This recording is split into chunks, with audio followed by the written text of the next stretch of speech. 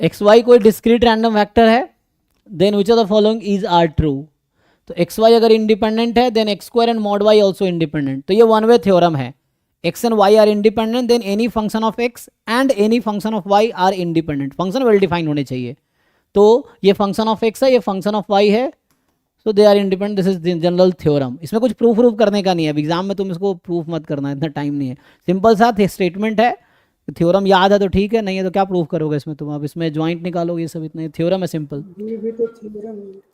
So if the दूसरा part है कि if the correlation coefficient between x and y is 1, तो ये भी क्लास में बताया था कि कोरिलेशन कोएफिशिएंट एक्स वाई 1 है, सो देन वाई एक्स में लिनियरली रिलेशनशिप होगा एंड ए पॉजिटिव होगा। तो ये बोल रहा है फॉर सम मतलब there exist, so there exist है इसलिए ट्रू ऑप्शन है। तो यस, अगर प्लस -1 होता तब भी ऑप्शन ट्रू होता, यहाँ +1 है तब भी ऑप्शन ट्रू है, -1 होता तब भी ऑप्शन ट्रू होता, +-1 के लिए। तो को रिलेशन कोएफिशिएंट जब 1 या -1 होता है मतलब दोनों के बीच लीनियर रिलेशनशिप है, y बराबर ax प्लस बी टाइप का है। बस 1 है तो ये फायदा है कि you will get a positive, -1 है you will get a negative. ये है a जो यहाँ कोएफिशिएंट है। इसने फॉर सम बोला मतलब देयर एग्जिस्ट नंबर, एक नंबर मिलना चाहिए, तो ऐसा मिल जाएगा, यहाँ पॉजिटिव मिल जाएगा 1 के लिए। तो दिस इज ट्रू थ्योरम है, ये भी क्लास में लिखाया होगा। ये कह रहा है x y are independent and E of x y whole square जो है ना वो 0 है। तो बताओ या तो ऐसा होगा या ऐसा होगा, ठीक है। तो एक्स वाई तो इंडिपेंडेंट है, तो यहां से क्या समझ आ रहा तुम्हें, देखो ध्यान से।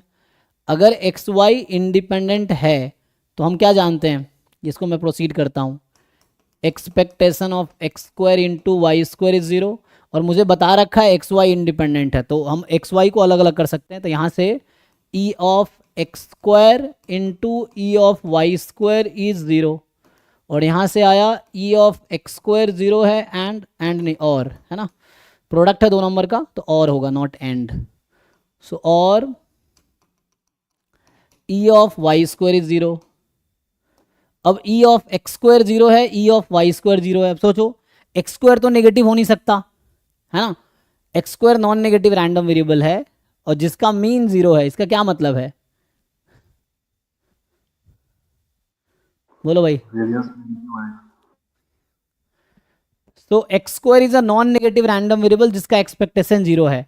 तो अगर कोई नॉन नेगेटिव रैंडम वेरिएबल है तो ये एक थ्योरम होता है कि ना, एक्स अगर मोर देन इक्वल टू 0 है तो गारंटी है E X more than equal to 0 होगा, है ना, ये चीज़ है। अब एक्स स्क्वायर तो नॉन नेगेटिव है तो मोर देन 0 आ रहा है, तो इससे ये समझ आता है कि एक्स स्क्वायर इज 0 और वाई स्क्वायर इज 0। या प्रूफ भी कर सकते हो, अगर तुम प्रूफ करना चाहो तो अभी मैं इसको करता हूँ, मैं प्रूफ करके बताता हूँ ना। इसका मतलब एक्स डिजेनरेट रैंडम वेरिएबल 0 पे है, वाई डिजेनरेट 0 पे, ये भी यही कह रहा है, एक्स इज डिजेनरेट एट 0 और वाई इज डिजेनरेट एट 0। दूसरे तरीके से जाओगे तो मैं तुम्हें ऐसे दूसरे तरीके से बता देता हूँ कि जब ई एक्स स्क्वायर, इसका मतलब summation x I square P I, ये होता है formula, I from 1 to n मान लो। अब ये कह रहा है 0 है, तो इसको अगर ओपन करोगे तो ईच टर्म नॉन नेगेटिव है। अब भाई नॉन नेगेटिव नंबर का सम 0 हो रहा है तो इसका क्या मतलब है, सबको 0 होना पड़ेगा, है ना, क्योंकि बैलेंस तब होता है ना कोई नेगेटिव टर्म होता, इसमें कोई नेगेटिव टर्म है ही नहीं, प्रोबेबिलिटी तो हमेशा नॉन नेगेटिव होती है, एक्स आई स्क्वायर भी नॉन नेगेटिव होगी, नेगेटिव तो हो नहीं सकता कुछ भी इसमें से। तो एन टर्म्स अगर तुम लिखोगे तो each term is non negative. जैसे मैं तुम्हें बता दूं कि इस तरह मैंने क्लास में बताया होगा, a square plus b square 0 है, this implies a is equal to b is equal to c is equal to 0, क्योंकि भाई 3 नॉन नेगेटिव नंबर का सम 0 हो रहा है तो each term has to be 0, कोई नेगेटिव तो हो नहीं सकता कि सम 0 कर दोगे तुम, तो इसका मतलब है कोई पॉजिटिव नहीं हो सकता, सबको 0 होना पड़ेगा। तो सेम लॉजिक से each x i has to be 0, मतलब एक्स को 0 होना पड़ेगा, तो ये हो गया, this is true. Now variance 0 है तो किस रैंडम वेरिएबल का वेरिएंस 0 होता है,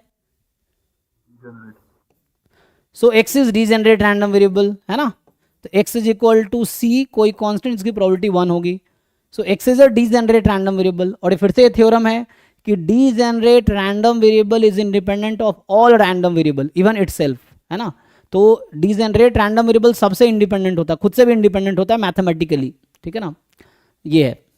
सो तो x degenerate random variable, y कोई भी रैंडम वेरिएबल ले लो उससे इंडिपेंडेंट ही रहेगा। तो डीजेनरेट रैंडम वेरिएबल हर किसी रैंडम वेरिएबल से इंडिपेंडेंट होता है।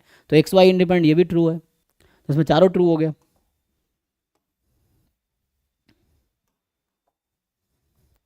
ठीक है, वेरिएंस यहाँ पे थ्योरम है कि variance x zero if and only if x is constant random variable या डीजेनरेट रैंडम वेरिएबल।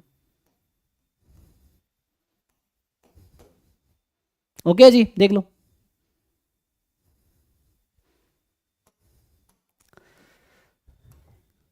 सो ये क्वेश्चन नंबर 37 के बाद सर हाँ, सर हाँ जी सर ऑप्शन ए में ये मतलब एक्स और वाई अगर इंडिपेंडेंट हैं तो उनके कोई भी फंक्शंस इंडिपेंडेंट होंगे, जी जी उनमें कोई बिल्कुल कंडीशन नहीं है।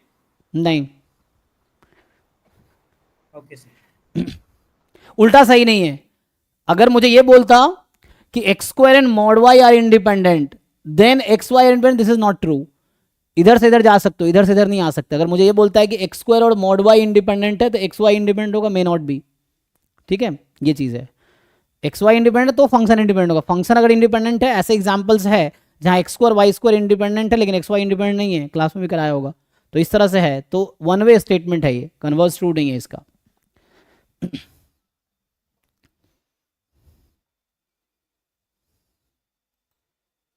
34 में क्या डाउट है भाई? मुझे लग रहा है तुम ट्राई करके नहीं आए, वैसे तुम देख के पूछ रहे हो कि